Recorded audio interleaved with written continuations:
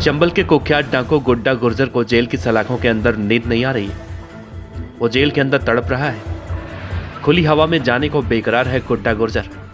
Gwalior central jail के त्रिवेणी cell में रखा गया है। गुड्डा गुर्जर को उस सेल में रखा गया है जहां पर बड़े बड़े डाकुओं को रखा जाता है। 2 दरवाजे खुलने के बाद ही गुड्डा गुर्जर तक पहुंचा जाता है। पूछताछ में गुड्डा गुर्जर कर रहा है बड़े खुलासे। नमस्कार, आप देख रहे हैं BTF न्यूज। चंबल घाटी के आज के मौजूदा वक्त का कुख्यात डाकू गुड्डा गुर्जर, जैसे अभी हाल ही में ग्वालियर पुलिस ने चंबल के बीहड़ों में एक ऑपरेशन चलाकर गिरफ्तार किया। वो फिलहाल तो ग्वालियर सेंट्रल जेल में बंद है, लेकिन उसके स्टेटमेंट से एक बड़ा खुलासा हुआ है। जानकारी के मुताबिक डाकू गुड्डा गुर्जर लट और वसूली के जरिए जितना भी पैसा कमाता था वो पूरा पैसा अपनी माँ को दिया करता था। उसका मानना है कि उसकी माँ उसके लिए भाग्यशाली है। यहाँ तक कि डाकू गुड्डा प्रॉपर्टी में इन्वेस्टमेंट भी अपनी माँ से पूछकर ही करता है। पुलिस को उसके मुरैना में माँ और बहन के नाम पर 30 बीघे जमीन खरीदने का भी मालूम चला। पुलिस अब इस जमीन को लेकर जांच कर रही है।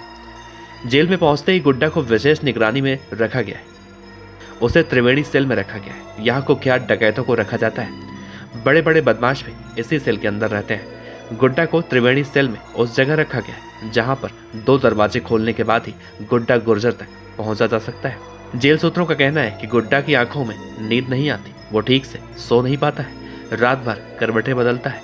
अभी तक उसे खुले में सोने की आदत थी, इसीलिए जेल की 4 दीवारी में वो अभी तक एडजस्ट नहीं हो पाया है।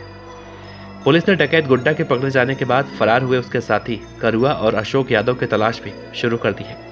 ग्वालियर पुलिस भंवरपुरा से लेकर तिगरा तक जंगल में छानबीन कर रही है। इसके अलावा मुरैना पुलिस भी दोनों की तलाश में सर्च ऑपरेशन में लगी है। ग्वालियर क्राइम ब्रांच ने SSP राकेश दंदौतिया की अगुवाई में अभियान चलाकर बुधवार 9 नवंबर की रात को घाटी गांव के पास भंवरपुरा डांडा खिरक के बीच बसोटा के जंगल से गुड्डा गुर्जर को एक एनकाउंटर में गिरफ्तार किया था। दोनों ओर से 2.25 घंटे तक चली गोलियों के बीच भागते वक्त डकैत गुड्डा गुर्जर के पैर में गोली लगी थी। वो लंगड़ाते हुए भी फायर करता रहा। कुछ दूर भागने के बाद पुलिस ने उसे गिरफ्तार कर लिया था। उस पर 60,000 रुपए का इनाम घोषित था।